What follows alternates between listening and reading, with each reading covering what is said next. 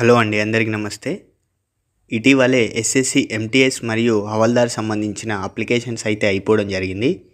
Job క్యాలెండర్లో వారు ఆ ఎగ్జామ్స్ని మనకి అక్టోబర్, నవంబర్లో కండక్ట్ చేస్తామని చూపెట్టడం జరిగింది.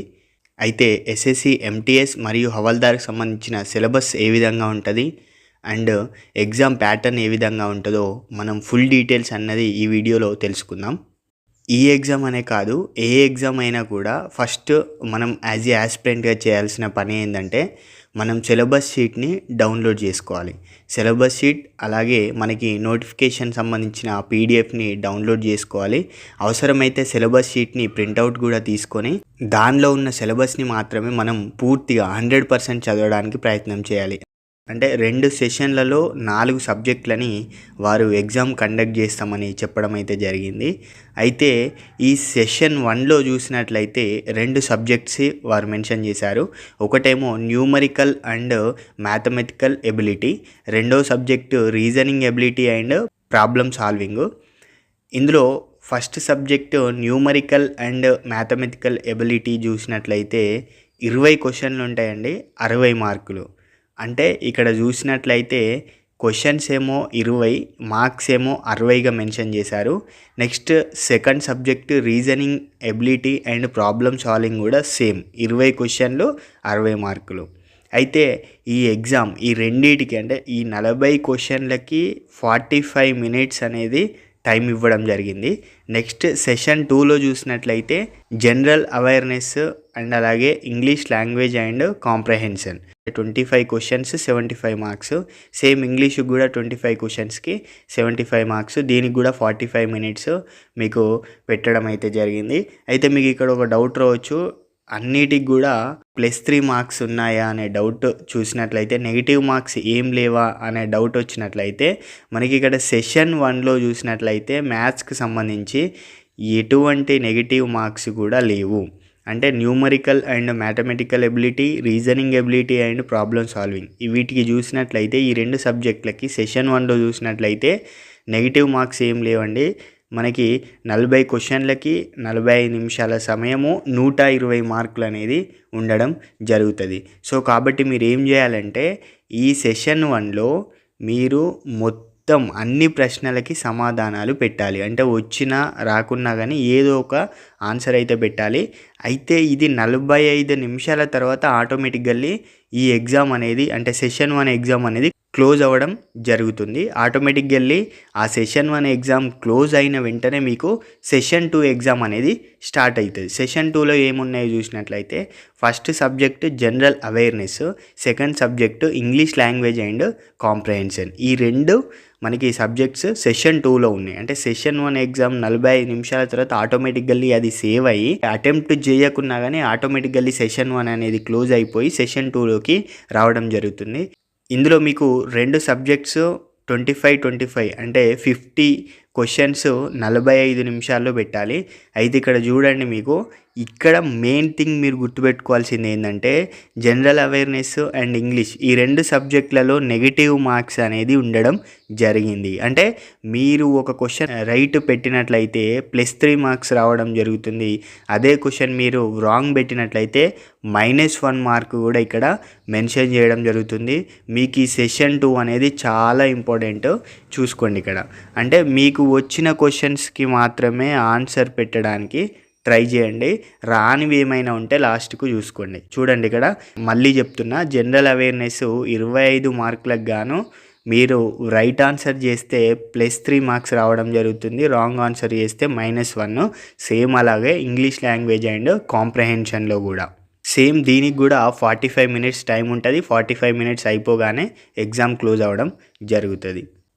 సో ఇక ఎగ్జామ్ లాంగ్వేజెస్ ఇది ఆల్రెడీ మీకు తెలిసే ఉంటుంది. మీరు ఎందుకంటే ఎగ్జామ్ అప్లికేషన్లో పెట్టుకోవడం జరుగుతుంది మీ లాంగ్వేజ్. జస్ట్ ఐడియా కోసం చెప్తున్నా చూడండి. ఎగ్జామ్ లాంగ్వేజెస్ అనేది మనకి 15 లాంగ్వేజ్లలో ఉంది.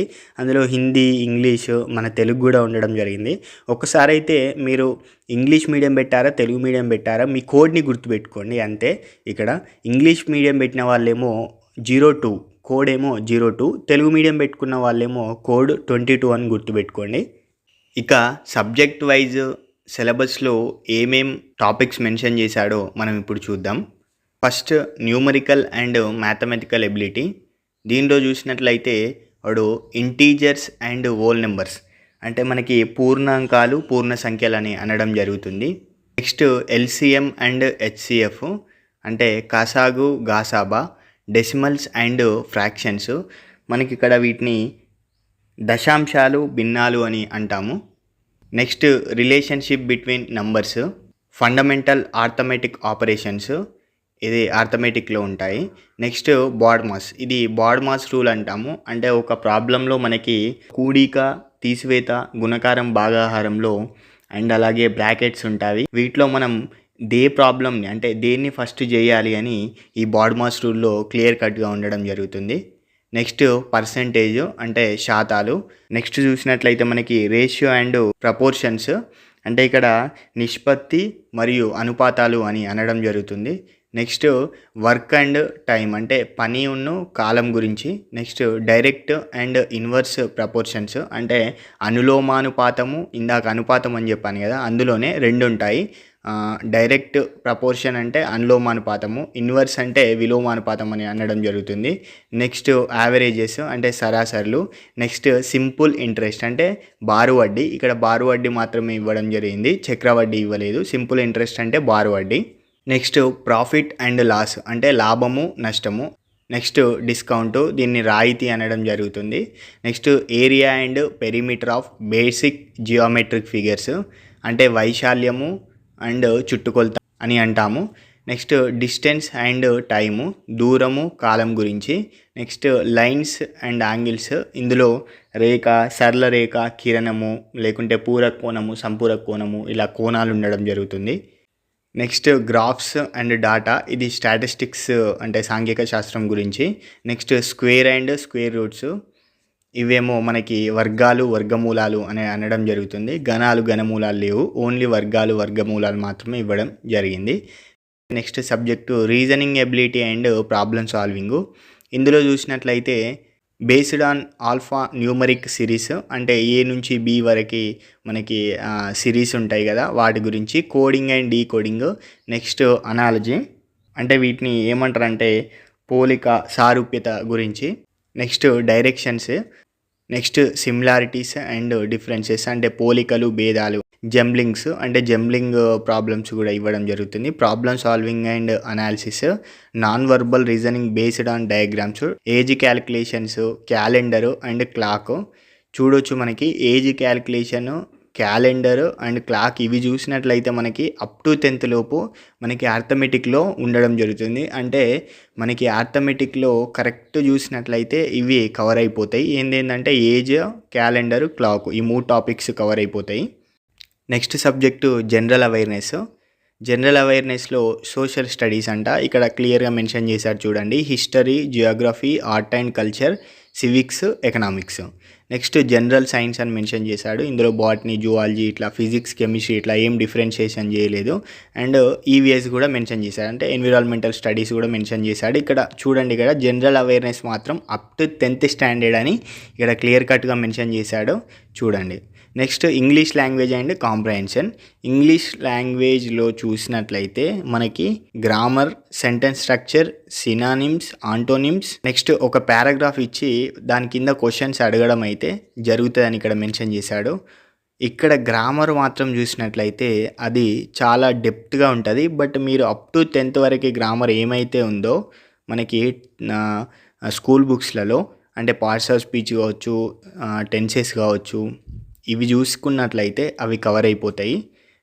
నెక్స్ట్ ఇక్కడ చూడొచ్చు మీరు, performance in session 2 would be evaluate only if a candidate qualifies in session 1. అంటే సెషన్ 1లో క్వాలిఫై అయిన పర్సన్ని మాత్రమే సెషన్ 2 ఎవాల్యుయేట్ చేస్తామని ఇక్కడ మెన్షన్ చేశారు. మరి సెషన్ 1 క్వాలిఫికేషన్ మార్క్స్ ఏంది అని చూసినట్లయితే అన్రిజర్వ్డ్ క్యాండిడేట్స్కి ఏమో 30% మార్క్స్, ఓబీసీ అండ్ ఈడబ్ల్యూఎస్ వాళ్ళకేమో 25 మార్క్స్, ఆల్ అదర్ కేటగిరీస్ వారికి 20% మార్క్స్ అని వారు మెన్షన్ చేయడం జరిగింది. సో ఫ్రెండ్స్, ఇది వీడియో కనుక నచ్చినట్లయితే లైక్ చేయండి. మరిన్ని అప్డేట్స్ కోసం మన ఛానల్ సబ్స్క్రైబ్ చేయండి. కాంపిటేటివ్ ఎగ్జామ్స్కి ప్రిపేర్ అవుతున్న మీ ఫ్రెండ్స్కి వీడియోని షేర్ చేయండి. Thank you.